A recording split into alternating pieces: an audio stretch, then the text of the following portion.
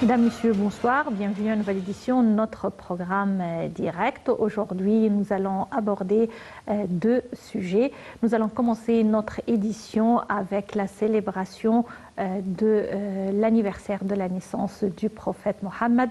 Paix et bénédiction soient sur lui, puisque demain, c'est cette occasion que fête la nation arabe et le monde musulman. Et à cette occasion, il y a eu aujourd'hui une cérémonie au cours de laquelle le chef de l'État, le président Abdel Fattah el-Sisi, a adressé une allocution. Nous allons parler de ce sujet.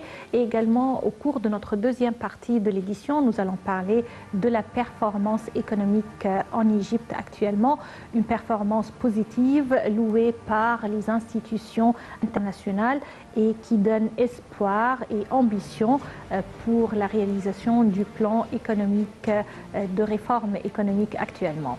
Commençons avec le président Abdel Fattah el-Sisi qui a assisté aujourd'hui à la cérémonie marquant l'anniversaire ou la célébration de l'anniversaire du prophète Mohammed. Paix et bénédiction soient sur lui. Lors de la cérémonie, le chef de l'État a affirmé que l'islam reflète les principes de la tolérance et appelle à la construction et au développement. Le président Sisi a aussi défendu les valeurs religieuses, se prononçant contre tout irrespect au prophète. Le grand imam de l'Azhar, Cheikh Ahmed Al-Taïb, a quant à lui annoncé le lancement d'une plateforme électronique en plusieurs langues afin de présenter l'image réelle et correcte du prophète Mohammed. Paix et bénédiction soient sur lui.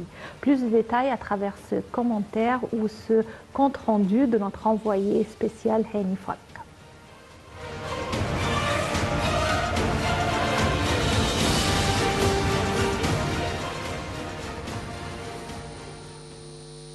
Ça suffit de porter atteinte à nous, ça suffit de blesser les sentiments, les valeurs de plus d'1,5 milliard de musulmans dans le monde. C'est ce qu'a déclaré le président Abdel Fattah el-Sisi au cours des cérémonies de célébration de la commémoration de l'anniversaire de naissance du prophète Mohammed. Le président a martelé que l'arrogance par la liberté est un genre d'extrémisme quand elle nuit aux droits des autres, alors que ce sont les bons mœurs qui prévalent à la fin du compte.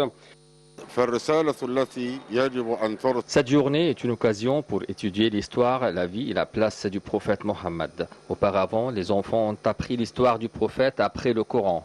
C'est pourquoi nous devons avoir une méthode concernant comment suivre les instructions du prophète quand il était un époux, un fils, un père. En fait, nous avons des manques à propos de telle partie. Le prophète a dit que celui qui est très proche de lui, celui qui adopte les bonnes mœurs à travers la paix, nous pouvons vivre dans notre maison et avec nos voisins. C'est le message que portent les prédicateurs musulmans. Le président a dit que l'islam est basé sur la coexistence et pacifique entre les gens, en assurant que la formation de la conscience exige la coordination des efforts des institutions religieuses, éducatives, culturelles et médiatiques afin d'arriver à façonner la personnalité indenne qui est capable de faire face aux défis, aux rumeurs, de distinguer le vrai et le faux. Le président a également exprimé son appréciation au rôle considérable qu'assument les institutions religieuses dans la diffusion de la pensée lumineuse. D'après le président, le message de l'islam reçu par le prophète Mohammed est révélé pour que la liberté de la croyance, du choix et de penser l'emporte. Pourtant, les libertés ne sont pas absolues, afin que les personnes ne les transforment selon leurs inclinations en des chaos qui légalisent les actes de sabotage et de destruction. C'est ce qu'a ajouté le président.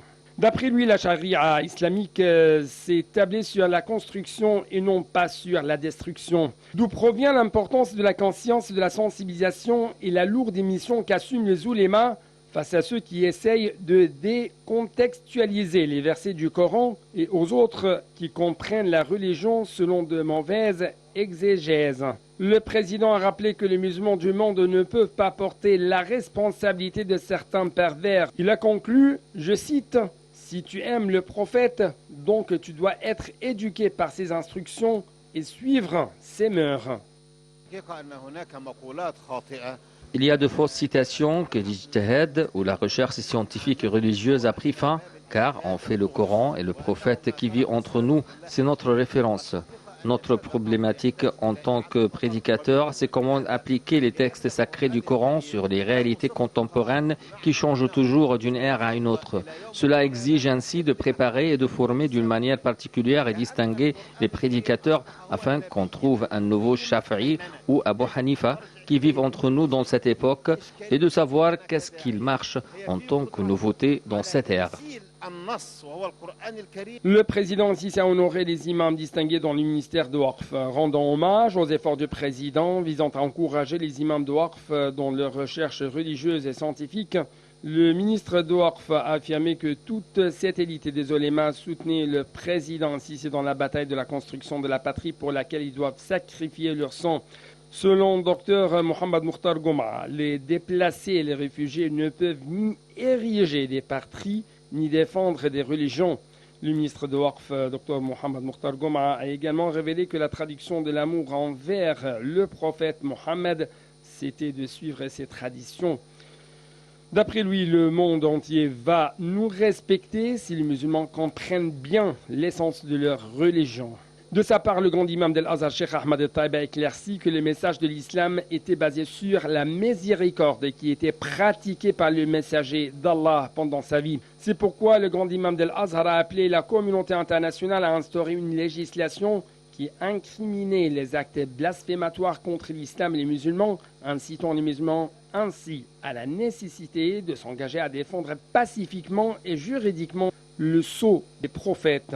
Alors qu'il a assuré que le monde musulman et ses institutions ont condamné l'haineux assassinat à Paris, Cheikh Ahmad al-Taïb déplorait que l'offense des musulmans soit devenue un outil en surenchère pour mobiliser les voix électorales. Le grand imam d'Al-Azhar a également qualifié les caricatures blasphématoires de l'honorable prophète Mohammed d'absurdité, dénuées de toute responsabilité morale et internationale, d'une franche animosité anti-islamique. Toutefois, le grand imam de la plus prestigieuse institution demande à recommander aux musulmans dans les pays occidentaux de s'intégrer d'une manière positive et consciente dans ces sociétés. Durant cette occasion, le grand imam a confirmé qu'il lancerait une plateforme pour faire connaître la personnalité du prophète au monde à travers plusieurs langues. La fête du Moulid représente une occasion importante non seulement aux musulmans mais aussi au monde entier parce que c'est un rappel à tout le monde de la personnalité impeccable du prophète Mohammed, que la bénédiction d'Allah soit sur lui. C'était un effort pour NAL TV International.